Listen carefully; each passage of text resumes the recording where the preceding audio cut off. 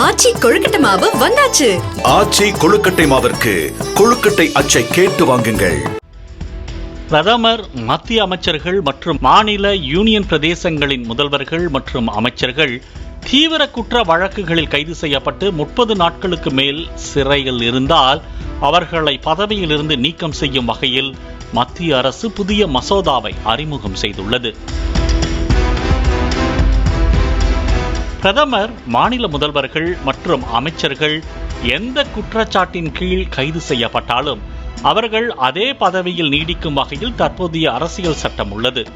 குறிப்பாக டெல்லி முதல்வர் கெஜ்ரிவால், தமிழக முன்னாள் அமைச்சர் செந்தில் பாலாஜி உள்ளிட்டவர்கள் கைது செய்யப்பட்டு சிறையில் இருந்த போதும் அவர்கள் தங்கள் பதவிகளில் தொடர்ந்து இருந்து வந்தனர். இந்நிலையில் அதனை தடுக்கும் விதமாக புதிய மசோதாவை மத்திய உள்துறை அமைச்சர் அமித்ஷா இன்று தாக்கல் செய்தார். இந்த புதிய மசோதாவின்படி தீவிரமான குற்ற வழக்குகளில் கைது செய்யப்பட்டு அல்லது 5 ஆண்டுகளுக்கு மேல் சிறை தண்டனை பெறக்கூடிய வழக்குகளில் பிரதமரோ, மத்திய அமைச்சரோ, மாநில முதல்வர்கள் அல்லது மாநில அமைச்சர்களோ கைது செய்யப்பட்டு 30 நாட்கள் தொடர்ந்து சிறையில் இருந்தால் அவர்களை பதவியிலிருந்து நீக்க இந்த மசோதா வகை செய்கிறது. அதாவது 31வது நாள் தங்களது பதவியை ராஜினாமா செய்ய வேண்டும் அல்லது தானாகவே அவர்கள் பதவியிலிருந்து நீக்கப்படுவார்கள். மாநில மற்றும் யூனியன் பிரதேசமாக இருந்தால் ஆளுநர்களுக்கும், பிரதமராக இருந்தால் குடியரசுத் தலைவருக்கும் இந்த மசோதா அதிகாரம் வழங்குகிறது.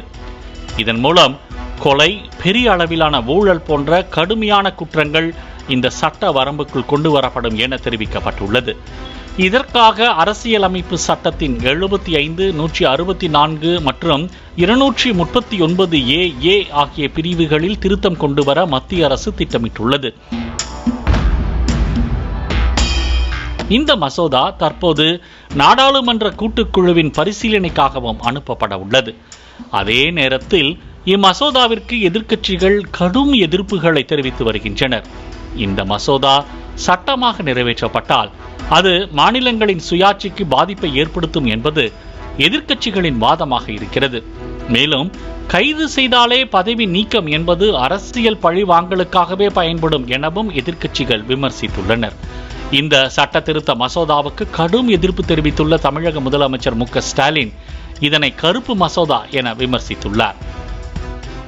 ஆச்சி கொழுக்கட்டை மாவு வந்தாச்சு. ஆச்சி கொழுக்கட்டை மாவிற்கு கொழுக்கட்டை அச்சை கேட்டு வாங்குங்கள். பிளே ஸ்டோர் மற்றும் ஆப் ஸ்டோரில் இருந்து பாலிமர் செயலியை QR கோடு மூலம் பதிவிறக்கம் செய்யுங்கள். செய்திகளை உடனுக்குடன் பெறுங்கள்.